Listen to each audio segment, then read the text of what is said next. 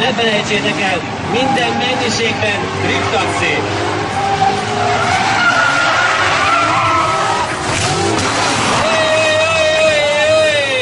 Egy nagy fedő! Nyissétek le, így állj meg érte!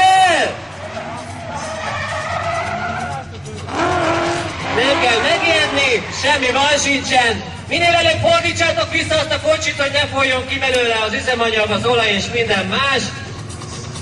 Áramtalanítsátok le, szálljon ki belőle a srác király, nem kell megijedni, ez egy bukócsöves versenyautó, ez teljesen normális. Szerintem még a versenyt is fogja tudni folytatni. Ott folyik elő a víz belőle.